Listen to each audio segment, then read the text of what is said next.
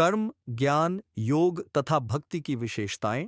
स्वामी प्रकाशानंद सरस्वती, संस्थापक international society of divine love, Barsana Dham, Texas, America. Swami Prakashanand Saraswati Chaitanya Mahaprabhu की परंपरा के सन्यासी हैं। अचिंत्य भेदा भेदवाद में विश्वास करने वाले स्वामी जी का जन्म 1929 में अयोध्या के एक सम्मानित ब्राह्मण परिवार में हुआ था। 21 वर्ष की उम्र तक शिक्षा ग्रहण करने के बाद आपने पूर्ण संन्यास ले लिया। 1952 में उन्हें जगतगुरु शंकराचार्य का पद जोशी मठ के लिए प्रस्तावित किया गया, जिसे उन्होंने यह कहकर विनम्रता से अस्वीकार कर दिया कि उन्होंने अपना जीवन राधा रानी के लिए समर्पित कर दिया है, इसलिए वे जीवन भर इलाहाबाद में नहीं रह सकते। आप जोशीमठ, बद्रीनाथ, ऋषिकेश, हरिद्वार, अमरकंटक के जंगलों में करीब 4 वर्ष रहे। वृंदावन और बरसाना 18 वर्ष रहे।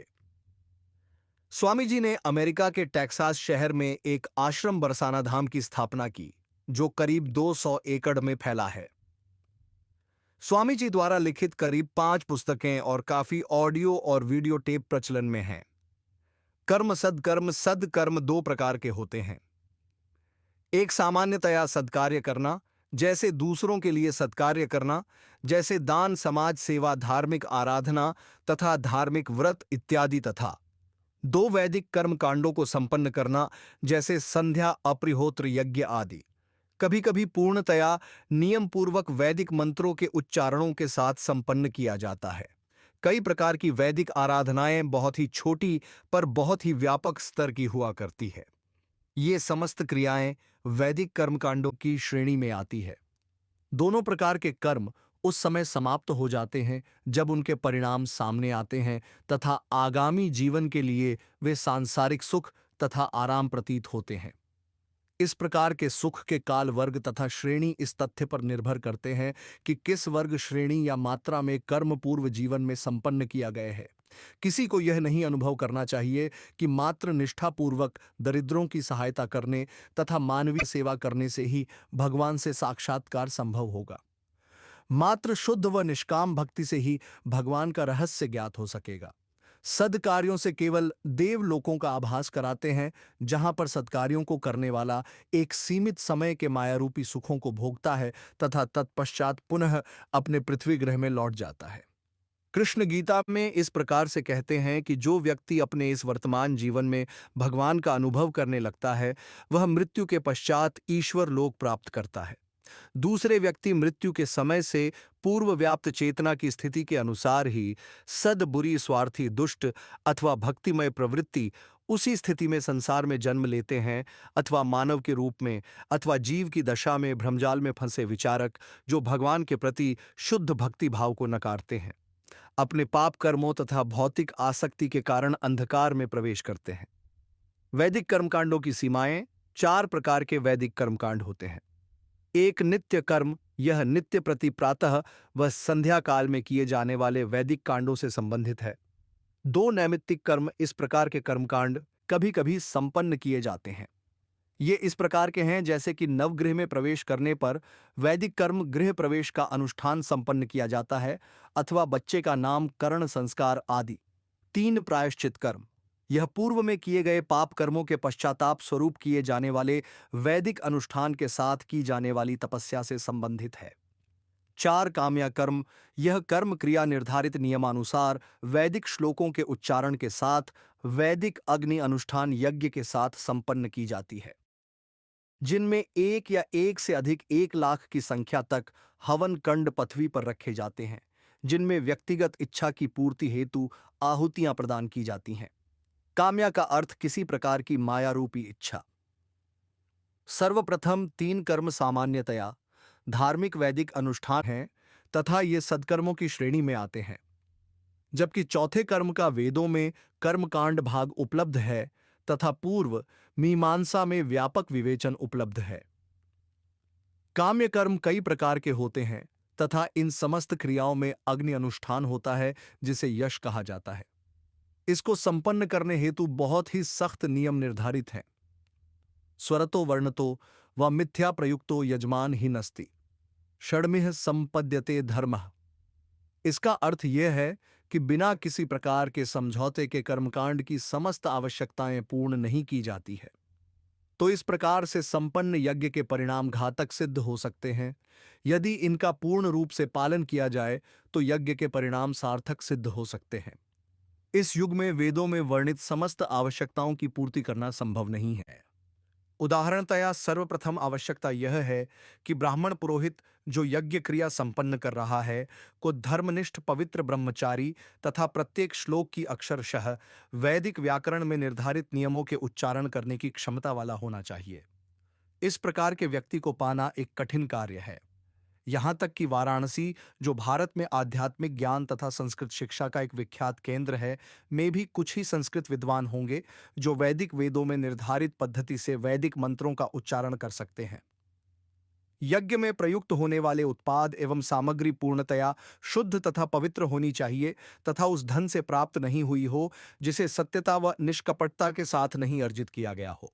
इस प्रकार से अनेक और भी कर्मकांडों संबंधी आवश्यकताएं हैं जिनकी पूर्ति की जानी है। इन समस्त अवरोधकों को ध्यान में रखते हुए रामायण में कहा गया है कि कलि नहीं योग न यज्ञ न ज्ञाना। कलयुग में इस काल में यज्ञ ज्ञान तथा योग संभव नहीं है, अतः इनका सीमित क्षेत्र है तथा भक्ति को अपनाने की सलाह दी जाती है। परंतु लोग तो लोग ही हैं, वे सत्यता की खोज नहीं करते हैं। वे तो मात्र दिखावे की ओर झुकते हैं तथा किसी प्रकार के परिणामों की चिंता किए बिना वे वही करते हैं जैसी उनकी इच्छा होती है। कर्मों की सीमाएं किसी भी भौतिक इच्छा पूर्ति के लिए किए गए सद्दमों का प्रभाव उसी समय समाप्त हो जाता है जब उनको परिणाम से अगले जन्म में शुभ अभवा अशुभ भाग्योदय होता है। निष्काम भाव से निस्वार्थ रूप से सत्कर्म करने का भी प्रावधान है जिसके द्वारा हृदय का शुद्धिकरण होता है। वर्णाश्रम अपनाने की परंपरा भी इस श्रेणी में ही आती है। न्यासस्थगत योमला वेदव्यास कहते हैं, तावत कर्माणि कुर्वीत न निर्विधेत यावता गतकथा श्रवणादि व श्रद्धा यावन न जायते। सत्कर्म तब तक करते जाओ जब तक हृदय में शुद्ध त्याग भावना अथवा कृष्ण की लीलाओं के सुनने की इच्छा जागृत नहीं होती है। जब हृदय में ईश्वर प्राप्ति की गहन इच्छा जागृत होती है, मन का अभिप्राय परिवर्तित हो जाता है तथा उस समय व्यक्ति अपना अधिक समय ईश्वर की भक्ति में व्यतीत करने की इच्छा रखता है। उसके पूर्व सत्कर्मों के प्रति वचनबद्धता आदि की स्वतः पूर्ति हो जाएगी तथा उनके लिए पुनः प्रयास करने की आवश्यकता नहीं रह जाएगी, चूंकि वह अपना समस्त समय अपने प्रिय भगवान के स्मरण एवं भक्ति में व्यतीत कर रहा है। आत्मा की सामाजिक एवं दैनिक प्रतिबद्धताएं, जैसा धार्मिक ग्रंथों में वर्णित है, ऋणानि प्रजेपाकृत्य, वे उसी व्यक्ति के लिए है जो भगवान के प्रति निस्वार्थ भाव से भक्ति नहीं कर रहा है। भगवान कहते हैं कि देवर्धि भूताप तनृणाम मनुस्मृति के ये शब्दादि निस्वार्थ कृष्ण भक्त पर लागू नहीं होते हैं। ये उस बालक के समान है जिसने स्कूल की शिक्षा पूर्ण करके विश्वविद्यालय में प्रवेश ले लिया है। दो ज्ञान तथा अज्ञान। यद्यपि ज्ञान शब्द का शाब्दिक अर्थ आत्मा के दिव्य सत्य को समझना तथा भगवान से संबंध है, जो कि भक्ति के लिए आधारभूत आवश्यकता है, परंतु शब्द ज्ञान तथा ज्ञान मार्ग, जिनका प्रयोग अव्यक्तिगत भगवान के लिए होता है, जहां पर व्यक्ति को यह विश्वास होता है कि उसकी आत्मा तथा ब्रह्म पूर्णतया एक है, इसे अद्वैत ज्ञान भी कहा जाता है। इसे कैसे प्राप्त किया जा सकता है? सत्य असत विवेक को ज्ञान कहा गया है। सत्य ही ईश्वर तथा असत माया संसार है। तुम केवल भगवान से संबंधित हो, तुम्हारी आत्मा दिव्य ब्रह्म है, अतः संसार के प्रति अपनी समस्त आसक्तियों को पूर्ण रूप से तुरंत ही समाप्त कर दो। इस प्रकार की सशक्त समझ को ज्ञान कहा जाता है तथा इनके विपरीत स्थिति को अज्ञान कहा जाता है। इसे दो प्रकार से प्राप्त किया जाता है। तुम्हारी स्वयं की आत्मा का विस्तार सर्वत्र विद्यमान शाश्वत ब्रह्म है, अथवा ब शाश्वत ब्रह्म ही तुम्हारी स्वयं की आत्मा है, परंतु मानवीय मस्तिष्क शाश्वत माया के प्रभाव से ही सृजित है।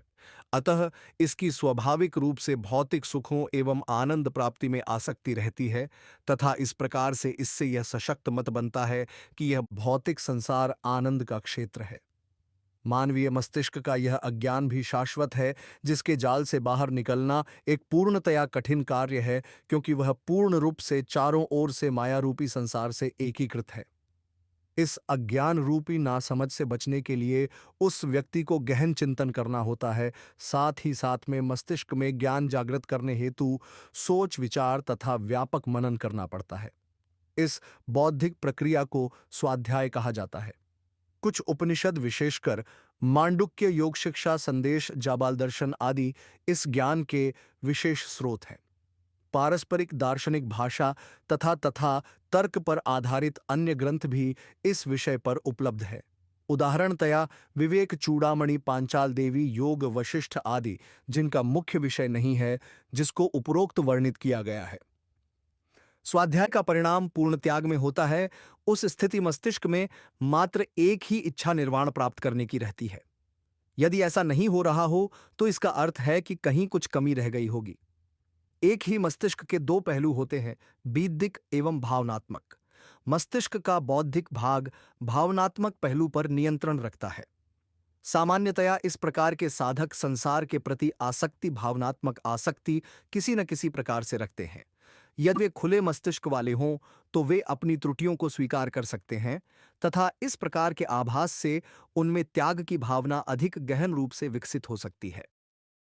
परंतु स्वयं स्वीकार की गई जानकारी का अज्ञान यदि बुद्धि में गहन रूप से समा जाता तो मुद्धि यानी स्वर्ग के अजान को स्वीकार करने का प्रतिरोध करेगी। इस प्रकार के व्यक्तियों के संबंध में मुंडकोपनिषद में एक श्लोक वर्णित है, जिसका अर्थ है कि अद्वैत दर्शन व धार्मिक ग्रंथों का अक्षरश अध्ययन केवल अधिक बौद्धिक ज्ञान करने के लिए किया जाए तो यह एक प्रकार की बौद्धिक भौतिक आसक्ति है। इससे बचा जाना चाहिए।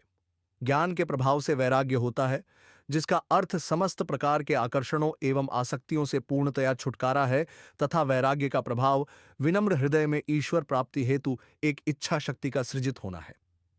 यदि ऐसा नहीं हो रहा है तो यह केवल मात्र बौद्धिक प्रयास है तथा यह और भी अधिक अज्ञान का गहरा रूप है। इस भ्रम से ग्रसित चेतनता की स्थिति में जो अधिकता अव्यक्तिगत भगवान के उपासनों में पाई जाती है, जब व्यक्ति यह विश्वास करना प्रारंभ कर देता है उसको ज्ञान प्राप्त हो गया है, यद्यपि वह अज्ञान की स्थिति में है। इसे संस्कृत में पंडित मानिन कहते हैं। इस स्थिति से उसी प्रकार के संस्कार मस्तिष्क में सर्जित होते हैं जो कि बौद्धिक स्वयं के अनेक प्रकार के तौर तरीकों से बौद्धिक अज्ञान को और अधिक गहरा रूप प्रदान करता है। उस मन स्थिति के लिए यह कहा गया है कि पृथ्वी का रचयिता भगवान ब्रह्मा भी उसे भक्तिपूर्ण ज्ञान प्रदान करने में सफल नहीं हो पाएंगे, चूंकि वह व्यक्ति अपने दृढ़ अहम भाव के कारण तैयार नहीं है। यह अज्ञान की बहुत ही दयनीय एवं निराशाजनक स्थिति है। क्रमशः